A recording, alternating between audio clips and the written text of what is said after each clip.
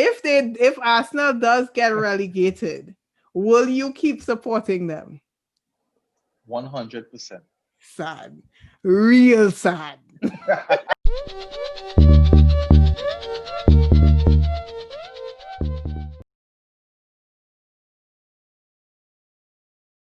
The main problem right now that's showing up everything is we can't score. So it's a creativity problem for some reason. Thinking back on last season, I don't think we were as rigid. Playing this slow build up side to side, kind of like well, Arteta is one of his disciples. So it seems more rigid. Now we play so much short football. If our side sits deep, it's much easier to defend. Willian and they say Saka who plays the wings, and it looks like our wing backs try to cross the ball. They're not as versed as attacking the box as other teams. Like they're trying to mimic like Salah and Mane. That's not going to happen. So it seems like the two people you're trying to take from, Pep and Klopp, you don't have the personnel to do what they're trying to do. So what Teta needs to do is see what our strong points are and try to work on it. But he's so rigid right now, trying to looks like Liverpool in attack and Man City coming out of defense. So maybe the FA Cup win was a curse in disguise. He was much less rigid before the win. After the win, maybe he gets some backing from the board. All right, I'm going to build a brand now. So I'm going to be this rigid starting now. We're going to play this way. No, even Klopp. When Klopp was trying to build his team and he was trying to play, he had to adapt to the players he had until he bought the Salah, the Mane, Gini Wijnaldums, and Van Dijk, Alisson. You can't play a certain way with certain players. My biggest problem with Arteta is that he took some stances that I don't like, right? Mm-hmm. You're a young coach. You need all hands on deck. You need to breed a spirit of competitiveness in your team. Mm-hmm. From the time you banish certain players, that means certain players will be in your team every week because they're less fight for position. Right. So you banish Socrates. You've never seen Saliba play in a professional game. Bear in mind, his counterpart Fofana is thriving at Leicester, and Saliba was more highly touted than Fofana. Mm-hmm. You're not going to even give the guy a try. While your centre backs are holding and David Luiz, come on. Something is wrong with that mentality. So that kind of giving people a walk in the team and banishing certain players, you would have less competitiveness in the team. Right. If the team not competitive amongst themselves, it will be hard to be competitive against other players. Right. Against tougher opponents, he prefers to play with three in the back even at home. Okay. Right? Mm-hmm. So I'm saying, okay, Arteta, you don't have to play three in the back, right? Right. Because W is not in the side. Right. But he has Holland in the side who is very slow. He's not dynamic in the air. He's not a great leader. So he's compensating for him. Gabriel, however, was a great buy so far. He's been really good. So when you pair him up with Holden, you still have to put Tierney on the left-hand side just to compensate. So that's three centre-back. Mm-hmm. That's a waste of a player to me. Especially when your midfield can't advance the ball. Okay. I was saying, Frank Lampard, why are you playing three in the back? That's not your team. Switch to two. As soon as he switched to a 4-3-3, you all began getting results. Because why?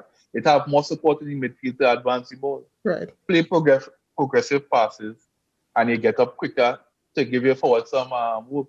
When you play so slow and come out the back, and one midfielder has to go out his way to find space, that means there's a singular midfielder in there. Anytime it breaks down, that midfielder is dead. Straight on Arsenal defense. We don't have dynamic defenders. Goal. Simple. I don't know why these guys can't see that. We can't get outnumbered in midfield because Juan Xhaka he's not quick. So he can't come across and cover. Partey is out. Ceballos is not quick to come across and cover. So it's better to give them more support in midfield so they can probably play passes out the back in midfield that less dangerous phase, and it have more men to cover the defense. But with the two in the back, anytime one man straight, that's just one shield, who is not a particularly good shield. So I think Stan Kroenke, that's the owner, owns 100% of Arsenal, right?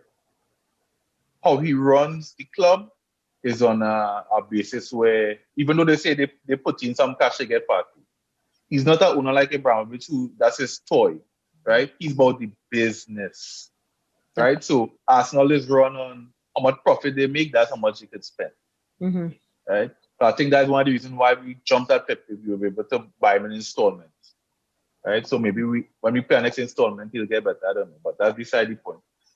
But Arsenal, so the board aside, Stan Kroenke is going to make most of the decisions, right? He owns a team in NFL. Well, he owns a team in anything, but NFL and NBA is the main thing, right? Denver Nuggets and Los Angeles Rams. So what he does, how his teams are built, he gets a young or a middle-aged pragmatic coach.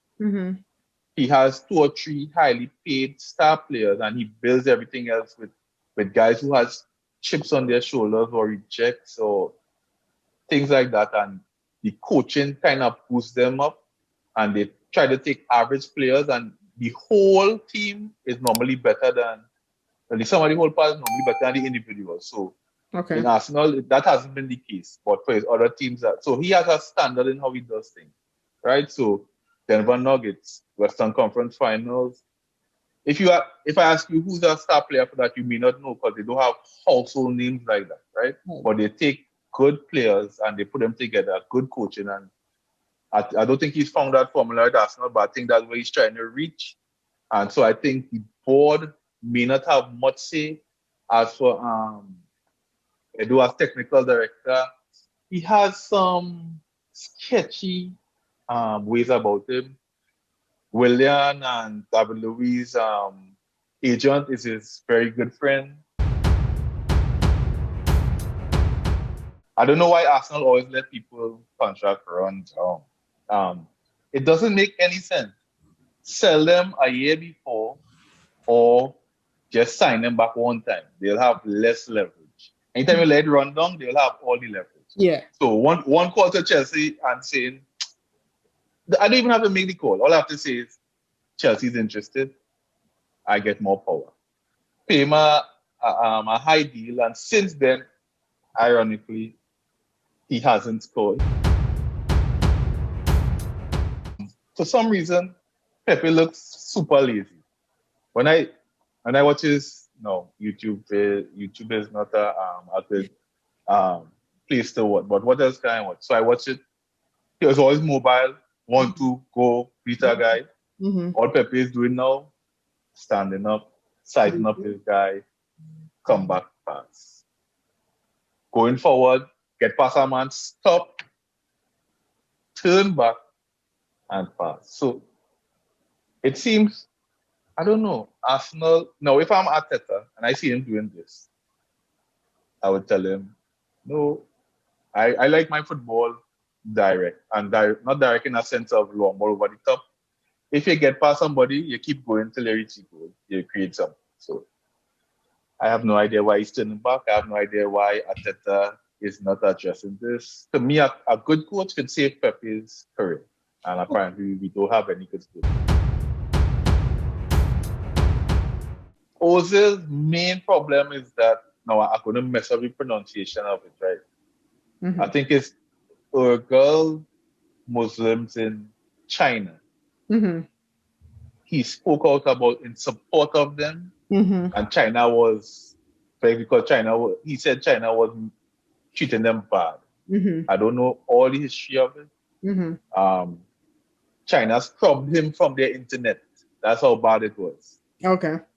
And they was going to stop streaming Arsenal games. So there's no evidence that says that this is the reason why. But if you're going to lose China money, right, I would punish him as well. A club also want to buy him, and he also want to go. He has a contract, and Arsenal have to fulfill it. Right. And he's sitting on that contract just playing Twitch every week, enjoying life. When coronavirus hit, they had meetings about pay cuts, right? Mm-hmm. And he was one of them who said, no, I'm not taking a pay cut.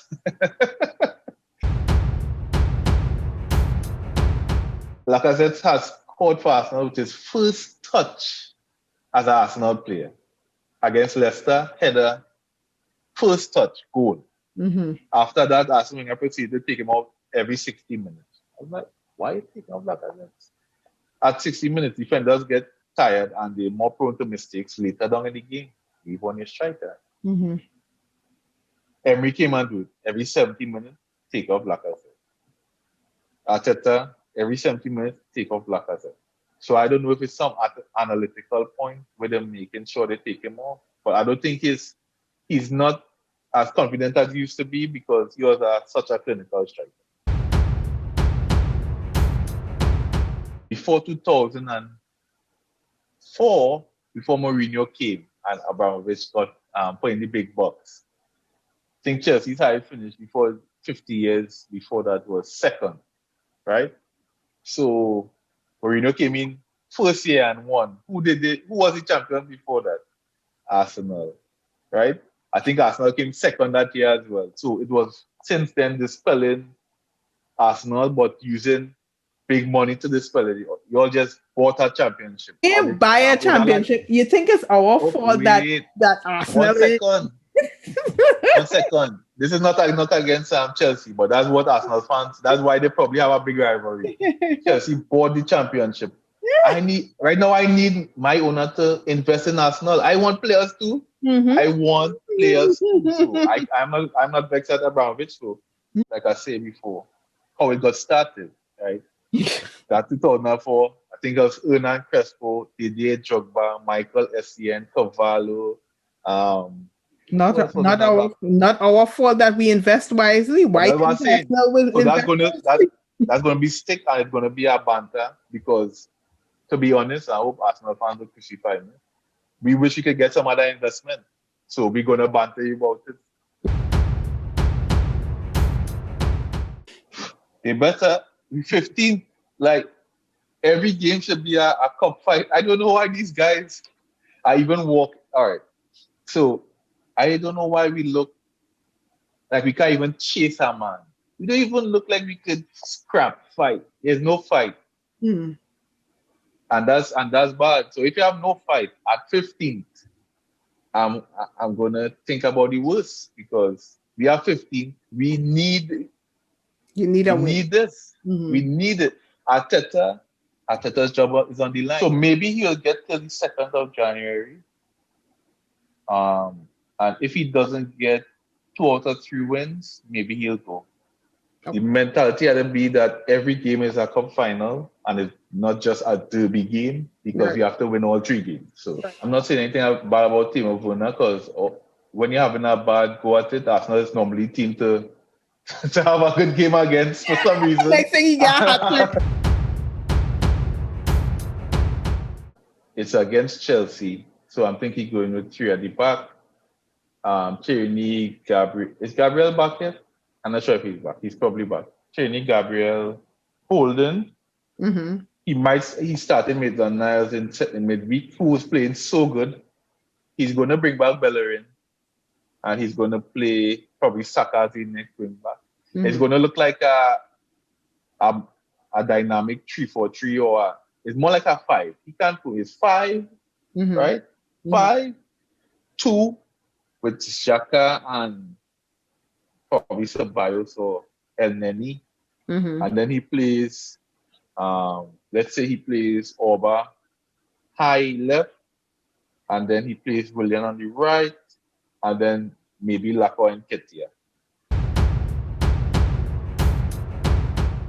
If we play the same defensive game, the best result we might get is a 1-1 draw. Mm-hmm. If we play differently, try to play attacking, it could end up 3-2 because it's a derby. 3-2 for Arsenal. I heard some rumor that Aubameyang got injured as well. Well, if he's still injured, well then I don't know what we're gonna do.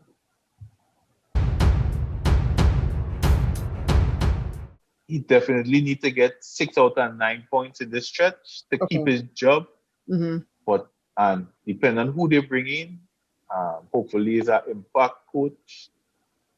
Then the answer is no, we won't get relegated.